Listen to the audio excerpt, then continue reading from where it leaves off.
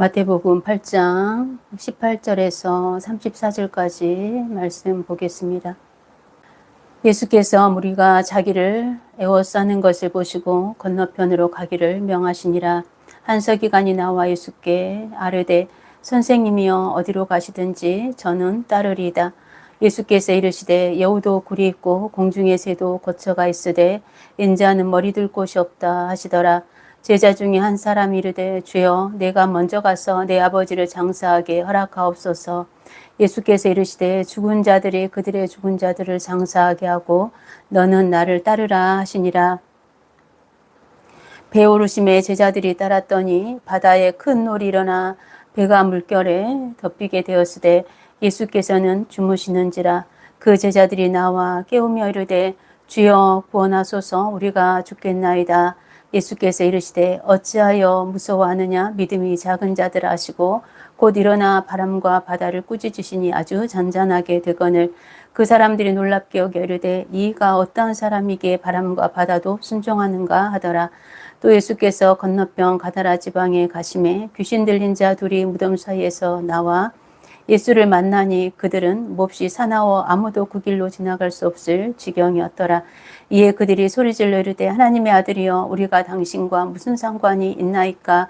때가 이르기 전에 우리를 괴롭게 하려고 여기 오셨나이까 하더니 마침 멀리서 많은 돼지떼가 먹고 있는지라. 귀신들이 예수께 간구하여 이르되 만일 우리를 쫓아내시려면 돼지떼에 들여보내주소서 하니 그들에게 가라 하시니 귀신들이 나와서 돼지에게로 들어가는지라. 온 떼가 비탈로 내리달아 바다에 들어가서 물에서 물사거늘. 치던 자들이 달아나 시내에 들어가 이 모든 일과 귀신 들린 자의 일을 고하니 온 시내가 예수를 만나려고 나가서 보고 그 지방에서 떠나기를 간구하더라. 아멘. 예수님께서 무리들이 예수님께 모여오는 것을 보시고 제자들에게 건너가라고 명하십니다. 예수님께서 건너가라고 명하신 곳은 갈릴리 호수 건너편입니다. 28절부터 34절에 나오는 무덤 사이에서 거주하고 있었던 귀신 들린 자들을 만났던 그 가다라 지방입니다. 예수님은 자신의 치유 사역이 알려지게 되어서 수많은 군중들에 의해서 둘러싸이셨습니다. 그러나 예수님께서는 그들의 기대와 호기심에 호응하지 않고 더 많은 이적을 행하시지 않으셨습니다. 하나님의 뜻에 따라서 예수님은 다음 사역지로 이동하셨습니다. 무리들은 치유 사건으로 인해서 예수님께 몰려들었지만 예수님의 사역의 본질은 사람을 끌어모으는 일이 아니라 하나님 나라를 전하고 제자를 세우는 일이 본질이었습니다. 무리는 기적과 유익을 쫓지만 십자가의 길을 함께 걸을 수는 없습니다. 예수님은 수많은 무리보다 제자 한 사람 한 사람을 세우는 데 집중하셨습니다. 19절에서 20절에 보면 한 서기관이 나와 예수께 말합니다. 선생님, 어디로 가시든지 따르겠습니다. 라고 말합니다. 그때 예수님은 동문서답식의 대답을 하시는데 여우도 굴이 있고 공중의 새도 거처가 있으되 인자는 머리 둘 곳이 없다 말씀하십니다. 이 말씀은 예수님을 따르는 길은 편안함과 안정을 보장하지 않으심을 드러내는 말씀입니다. 서기관에 대해서 우리가 잠깐 살펴보면 구약 시대의 서기관은 단순히 문서를 기록하는 자였습니다. 즉 서기를 뜻했습니다.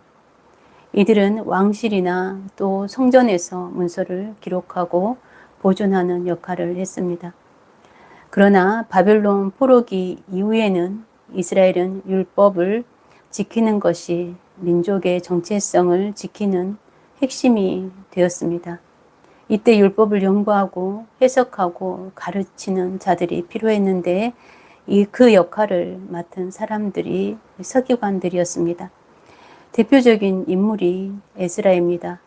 그는 여호와의 율법에 익숙한 학사라고 불렸습니다. 예수님 시대, 신약 시대의 서기관은 포로기 이후의 서기관의 역할과 비슷하게 율법을 또 필사하고 해석하며 백성들에게 가르치는 역할을 하였습니다. 또 법정에서 율법 전문가로서 재판을 보조하는 역할을 하기도 했습니다. 오늘날로 치면 서기관은 율법학자, 성경 교사, 율법 해석자에 해당합니다. 그들은 백성들에게 존경을 받았고 종교 지도자 그룹인 바리새인과 또 제사장들과 함께 영향력을 행사했습니다. 경제적으로도 비교적 안정된 생활을 누렸습니다. 예수님은 서기관들이 율법의 지식과 가르침을 가진 것을 인정하셨습니다. 예수님은 성경에 서기관과 바리새인들에 대해서 언급한 바 있는데, 그러나 그들은 위선과 형식주의에 치우쳤습니다. 그들은 율법을 아는 자였지만 말씀의 본질을 놓친 자로서 예수님은 그들에게 외식하는 자들이라고 강하게 책망하셨습니다. 마태복음 23장에는 화했을진저 하시며 그들이 율법을 가르치면서도 행하지 않는 그러한 외식적인 태도를 지적하셨습니다. 본문 속의 서기관은 예수님께 어디로 가시든지 따르겠다고 말합니다. 당시 서기관의 위치를 고려하면 그는 이미 안정적인 지위와 존경을 받는 사람이었습니다. 그런데 예수님을 따르겠다고 하는 것은 겉으로는 대단한 헌신처럼 보였지만 실제로는 예수님 곁에 붙어서 명예와 영향력을 더 얻으려 했을 가능성이 있습니다. 그래서 예수님이 그의 동기를 꿰뚫으시고 인자는 머리 둘 곳이 없다 말씀하신 것입니다. 예수님은 이러한 말씀을 통해서 죄자가 되는 길은 서기관이 기대하는 그러한 삶을 보장하지 않음을 드러내셨습니다. 예수님의 제자가 되는 길은 높아지기보다는 오히려 낮아지고 또 수고하고 헌신하는 길입니다. 제자는 본래 배우는 사람, 따르는 사람이라는 뜻입니다. 그러나 기독교적 의미에서 제자는 단순히 가르침을 배우는 자가 아니라 예수님의 삶과 사역을 본받아서 따르는 사람입니다. 예수님을 따른다는 것은 안정과 편안함을 포기하는 길입니다. 자기 안위보다 하나님의 나라를 우선하는 삶입니다.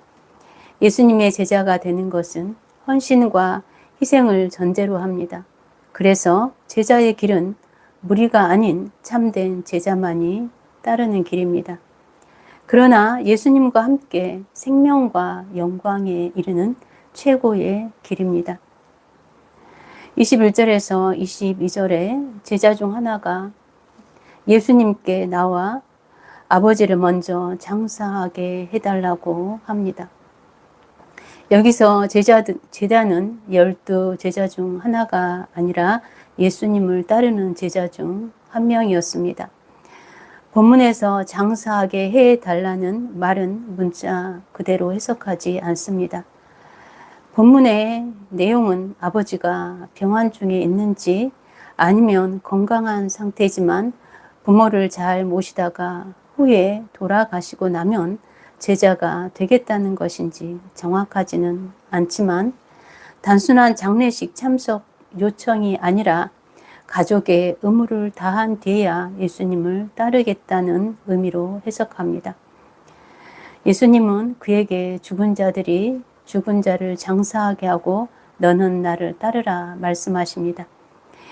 여기서 죽은 자들은 영적으로 죽은 자들, 즉 하나님을 알지 못하고 세상 일에 얽매인 자들을 뜻합니다.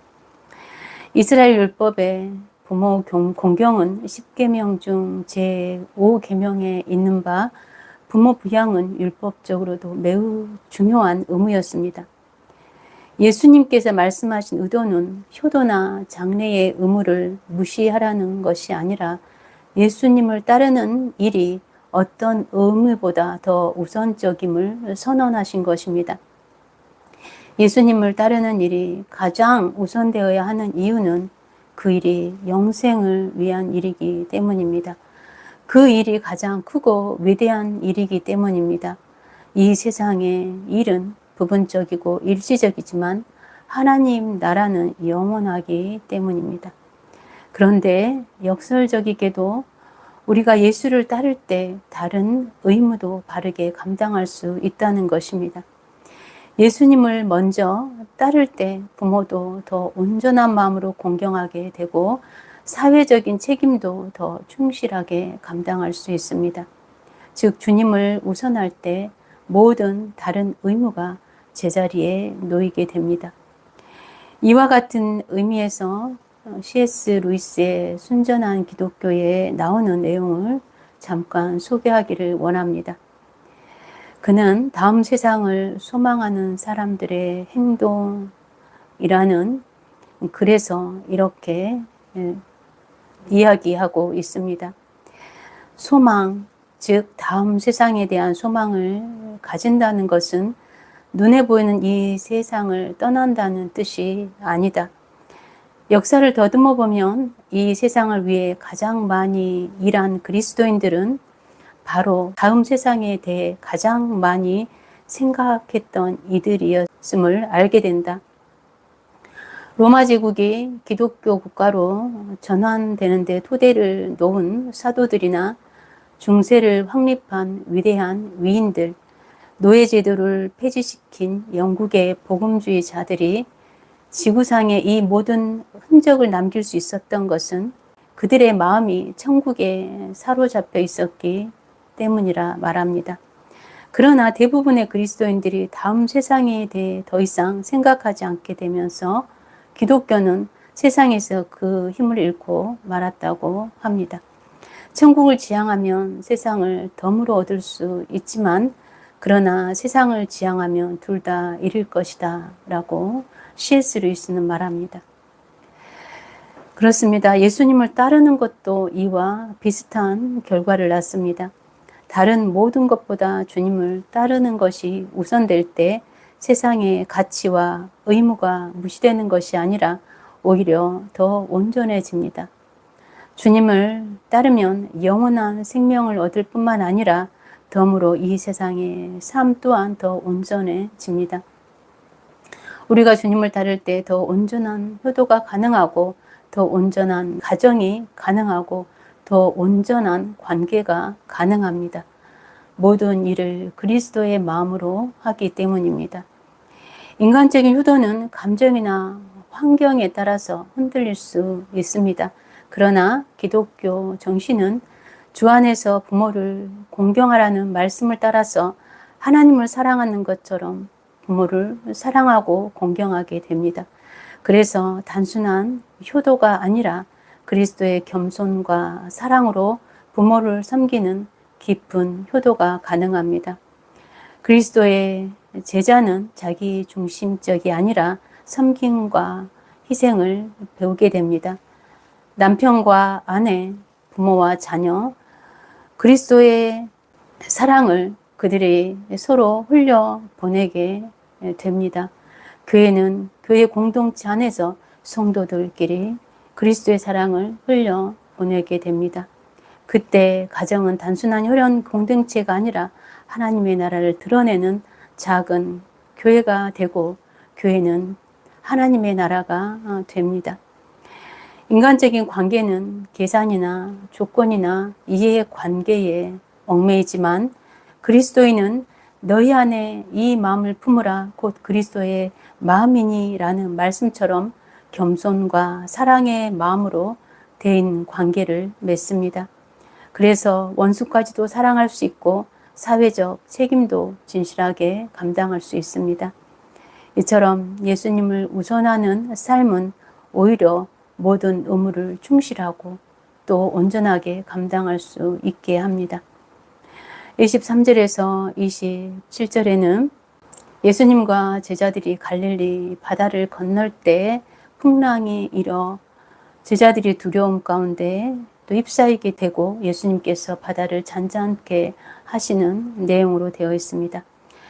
갈릴리 바다는 깊은 골짜기 같은 그러한 지형 때문에 갑작스러운 돌풍이 자주 일어났습니다. 이러한 돌풍은 숙련된 어부들에게도 두려움의 대상이었습니다. 제자들이 예수님을 따르자마자 맞닥뜨린 현실은 큰 풍랑이었습니다.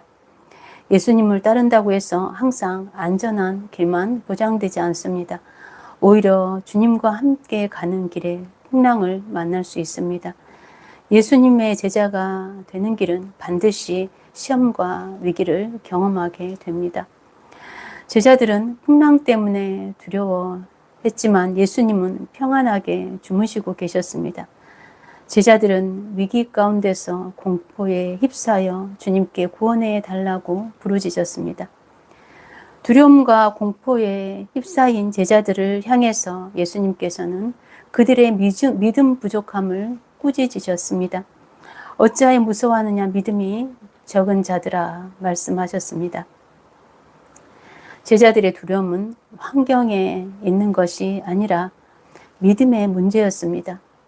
그 배에 함께 타고 계신 주님이 누구신지 알았다면 그들은 두려워하지 않을 수 있었습니다. 예수님께서 바람과 바다를 꾸짖자 바람과 바다가 즉시 고요해졌습니다. 그 광경을 지켜보던 제자들은 경이로움과 두려움에 휩싸여 이가 어떠한 이기에 바람과 바다도 순종하는가라고 서로 말합니다. 제자들은 아직 하나님의 신성과 권세에 대해서 이해하지 못하고 있었습니다. 제자들을 통해서도 알 수 있듯이 믿음은 단번에 완성되는 것이 아닙니다. 예수님과 함께하는 시간과 많은 경험을 통해서 믿음이 자라게 됩니다. 제자들은 그분의 말씀과 많은 이적 사건들을 통해서 그분을 깊이 이해하게 되고 또 믿음과 신뢰를 갖게 됩니다. 우리가 믿는 예수님은 단순한 교사나 선지자가 아니라 창조주 하나님과 동등한 권세를 가지신 분입니다. 그러므로 자연계를 다스릴 수 있으셨습니다. 그 예수님을 믿을 때 우리는 풍랑 가운데서도 두려워하지 않을 수 있습니다. 혹이라도 우리가 타고 있는 삶의 배가 사나운 풍랑에 덮이게 될지라도 주님이 그 배에 함께 타고 계심을 잊지 말아야 합니다. 주님은 모든 만물보다 크신 분이시기 때문에 주님이 우리와 함께 계시면 그 풍랑을 잠잠케 하실 수 있습니다. 우리는 때로 인간의 능력의 한계를 넘어서는 두려운 일에 맞닥뜨리기도 합니다. 그러나 우리가 그 풍랑 속에 침몰하지 않는 것은 그 배에 주님이 함께 계시기 때문입니다. 그 주님이 저와 여러분을 풍랑에 휩쓸리지 않도록 붙들고 계시기 때문에 우리는 두려움에 빠지지 않고 평안할 수 있습니다. 28절에서 34절에는 예수님께서 가다라 지역에 도착하셨을 때 그곳에서 무덤 사이에 있는 두 사람이 심하게 귀신 들린 상태로 나타났습니다. 그들이 예수님을 보고 소리를 지르며 말합니다. 하나님의 아들이여, 우리가 당신과 무슨 상관이 있나이까? 때가 이르기 전에 우리를 괴롭게 하려고 여기 오셨나이까? 라고 하면서 만일 우리를 쫓아내시려면 돼지 떼에 들여보내 달라고 하였습니다. 여기서 때가 이르지 않았다는 것은 귀신들은 자신들의 궁극적인 운명, 즉 멸망과 영원한 형벌을 알고 있었습니다. 계시록 20장에 보면 마지막 날에는 사탄과 그의 세력들이 불못에 던져질 것이라고 말씀하고 있습니다. 귀신도 이를 알기에 지금은 그 심판의 때가 아니라고 말하는 것입니다. 하나님의 정하신 구속사 속에서 그 예수님의 초림은 구속사역 중에서 십자가와 부활을 통한 구원의 때였습니다. 아직은 최후의 완전한 심판, 즉 종말이 이르지 않았던 때입니다. 하나님의 정하신 시간, 즉 하나님의 때를 카이로스라고 하는데 귀신들도 하나님의 정하신 시간표를 인식하고 있었던 것입니다. 귀신들이 때가 이르기 전이라고 말하면서 예수님 앞에서 두려워 떨었던 것은 이미 예수님이 자신들을 다스릴 권세를 가지고 계셨음을 알고 있었기 때문입니다. 즉 심판권이 예수님께 있다는 사실을 알고 있었던 것입니다. 귀신은 육체를 갖지 않고 영으로 존재합니다. 필요에 따라서는 인간이나 동물의 영향력을 행사할 수도 있습니다. 귀신은 인간을 괴롭히거나 또 죄와 고통을 일으키는 존재입니다. 그러나 예수님 앞에서는 절대적 권세를 행사하지 못하고 순종할 수밖에 없는 존재입니다. 다른 복음서에도 동일한 사건이 조금 더 상세하게 기록되어 있습니다. 귀신 들린 사람들이 무덤 사이에서 거주하는데 심히 사나워 아무도 그 길로 다닐 수 없었다고 전하고 그에게 내 이름이 무엇이냐 물을 때 군대라고 대답합니다. 그들은 쇠사슬로도 묶을 수 없는 상태였습니다. 귀신들이 만일 쫓아내시려면 돼지떼에게 들여보내 달라고 예수님께 간구할 때 예수님께서 그 일을 허락하셨습니다.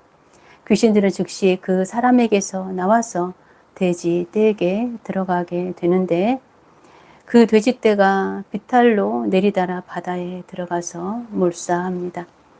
이를 통해서 악한 영들, 마귀와 또 귀신들의 그 역할이 얼마나 무섭고 두려운 일인지 우리는 보게 됩니다. 구약율법의 돼지는 부정한 짐승으로 분류되었습니다. 왜냐하면 발굽의 쪽은 갈라졌지만 되새김질을 하지 못하는 짐승은 율법의 부정한 짐승으로 분류하였기 때문입니다. 부정한 짐승은 먹을 수 없었습니다. 그러나 예수님 당시에 이스라엘 주변 국가들은 돼지를 주요 음식으로 삼았고 또 돼지 사육이 주요 수입원이었습니다. 본 사건의 배경이 되는 가다라 지방은 이방인들이 살던 지역이었기 때문에 이처럼 돼지를 사육할 수 있었습니다. 마가복음에는 바닷속으로 들어가 몰사한 돼지떼가 2,000마리나 되었다고 증거합니다. 예수님께서 귀신을 쫓아내시자 귀신 들렸던 사람이 회복되었습니다. 귀신 축줄과 많은 돼지떼가 바다에 몰사한 사건으로 인해서 가다라 지방 온 시내가 예수를 만나려고 나왔습니다. 온 시내가 나왔다는 그 약간 과장된 표현을 통해서도 알 수 있듯이 당시 그 사건은 온 시내가 떠들썩할 만큼 큰 사건이었고 매우 충격적인 일이었습니다. 그러나 그들은 마귀를 물리치시고 귀신 들린 자를 권하신 예수를 환영하기 위해서 온 것이 아니라 2,000마리에 이르는 돼지떼를 죽게 하여 자신들에게 경제적인 손실을 입힌 기이한 능력을 가진 자를 배척하기 위해 나왔습니다. 심하게 귀신 들린 사람이 치유되었음에도 거라사 지방 사람들은 그 일을 행하신 분이 어떤 분인가, 즉 그분의 정체성에 대해서는 관심이 없었습니다. 이는 제자들이 예수님께서 풍랑을 잔잔케 하시는 이적을 보고 이가 어떠한 사람이기에 바다와 바람도 순종하는가라고 놀랐던 반응과는 대비됩니다. 즉 제자들은 이적을 통해서 예수님의 정체성에 관심을 가졌지만 세상적인 가치와 물질적 이해관계만 집중한 거라사 사람들은 이적을 행하신 분의 정체성에는 관심을 두지 않았습니다. 그들은 세상보다 더 크신 분을 깨닫지 못하고 오직 물질적인 가치에 집착하는 어리석은 자들이었습니다. 말씀의 결론을 맺겠습니다. 예수님을 따른다는 것은 삶의 우선순위를 예수님께 두는 것입니다. 마태복음 16장 24절에서 25절에 보면 누구든지 나를 따라오려거든 자기를 부인하고 자기 십자가를 지고 나를 따를 것이니라. 누구든지 제 목숨을 구원하고자 하면 잃을 것이요 누구든지 나를 위하여 제 목숨을 잃으면 찾으리라 말씀하십니다. 예수님의 제자가 되는 길은 자기를 부인하고 자기 십자가를 지고 예수님을 따르는 삶입니다. 마태복음 10장 38절에는 자기 십자가를 지고 나를 따르지 않는 자는 내게 합당하지 않다고 말씀하십니다. 제자의 길은 십자가의 길입니다. 제자의 길은 편리함이나 물질적 이익을 보장하지 않습니다. 제자의 길은 때때로 세상적 가치와 충돌하며 희생과 고난을 동반합니다. 그러나 제자는 삶의 최우선 순위를 예수께 두고 하나님의 뜻을 따라가는 자입니다. 예수님의 제자는 예수님의 삶을 따라갈 뿐만 아니라 예수님을 삶의 중심에 두고 모든 선택과 행동을 그분께 맞추는 자입니다. 이것이 자기를 부인하고 자기 십자가를 지고 주님을 따르는 길입니다. 그리고 예수님께서 하나님 나라의 복음을 선포하시고 제자를 세우셨던 것처럼 제자는 하나님 나라의 복음을 전하고 다른 제자를 세우는 일을 감당하는 자입니다. 하나님의 궁극적인 목적은 죄악된 이 세상이 변하여 거룩한 하나님 나라 되는 것입니다. 하나님의 뜻이 하늘에서 이루어진 것과 같이 땅에서도 이루어지는 것이 하나님의 뜻입니다. 제자는 이 땅에 하나님의 나라가 이루어지기를 바라며 이를 위해 헌신과 희생을 각오하는 자입니다. 로마서 10장 14절에 보면 그런즉 그들이 믿지 아니하는 것을 어찌 부르리요 듣지도 못한 일을 어찌 믿으리요 전파하는 자가 없이 어찌 들으리요 말씀하고 있습니다. 누군가 복음을 전하지 않으면 아무 일도 일어날 수 없습니다. 제자는 복음을 전하는 자이고 또 저들이 듣고 믿어 구원에 이르도록 하는 사명을 받은 자입니다. 예수님의 제자로 부르심을 받은 여러분들이 그 일에 충성된 자들이 되기를 축복합니다. 참된 제자는 그 일을 통해서 또 성도 한 사람 한 사람을 통해서 세워지는 것입니다. 참된 제자 되는 교회와 성도들이 되기를 바라고 여러분을 통해서 한 사람 한 사람이 제자로 세워지기를 또 바랍니다. 저와 여러분을 통해서 하나님의 뜻이 이 땅 가운데 온전히 이루어지기를 간절히 축복합니다.